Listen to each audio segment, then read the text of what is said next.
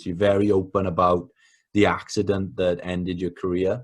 And for those who are unaware, before we get into some questions, could you just sort of highlight that accident in any detail you can to our audience? Yeah, of course, Dan. Yeah. So obviously I'm now in the special boat service, and I joined at a time, it was on the height of war of terror. We were, probably the busiest time in SF history. You had Iraq, Afghanistan, you had stuff on the east coast of Africa. It was a busy period. And I always say I was like living and breathing, what these kids play on Call of Duty. That was our day job. And so for me, I was at the top, and also I was working with like-minded individuals, guys that were confident in their abilities. And it was healthy competition as well, always to push yourself to try and be better than them, and they would do the opposite. So for me, I was happy. I was in a happy place, and we were just about to go to Afghan on another tour 2 weeks before on a pre-deployment training in Oman. And we were doing a hey-ho jump, which is high altitude, high opening jump. So it's a method of insertion. You exit the aircraft at 15,000 feet, and it's a static light. And unlike free fall, you're still attached to the aircraft. As you exit the aircraft, the parachute will then go tight and open above your head. And you then travel up to 50 kilometers or 30 minutes airtime to the target area. So this was about the fourth jump of the day, and we've done these hundreds of times, and it was the fourth jump of the day, exit the aircraft, normal procedure. But this time my leg, it was a freak accident, my leg got caught in the line above my head. So I'm trying to pull my leg out in time before the parachute opens, and then obviously causes more damage. I couldn't clear it in time. The parachute opened, pulled my leg over my head and to the right. And thankfully my foot got released from the line and my leg wasn't taken completely off. Otherwise we wouldn't be having this conversation. At 15,000 feet, you're also on the limits of oxygen. So I was vomiting because of the pain. I knew there was a problem straight away, and I was also drifting in and out of consciousness, but no one else in the team was aware there was a situation. So my first aim was to stay with the stick. And obviously in the back of my mind was wondering, how the hell am I going to land this? Because I've only got one leg. And if I mess that up, it could damage the other leg completely as well. So I got to the DZ. I assessed the approach of the other parachutists with the winds, and I did a perfect landing. I actually landed one-legged.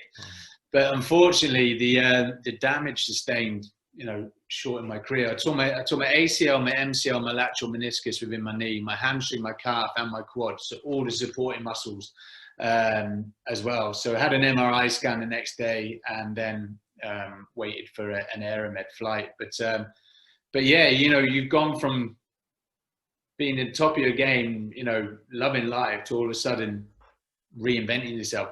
What now? 16 years in the military. I grew up in a military family. All I knew was that military environment, and it was almost, thank you for your time. You now need to leave, and that was difficult for me. Reflection, it's what's known as an identity crisis.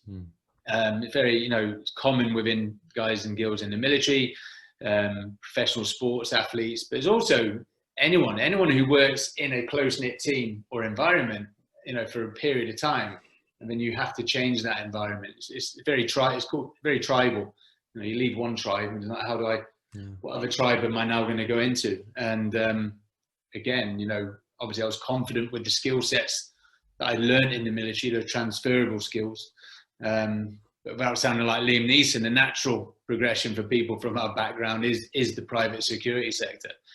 But yeah, that was, at the time I was also under pressure. My wife was 8 months pregnant. Is like, not only have you just left everything that you ever known behind, how am I now going to support my family, my young family?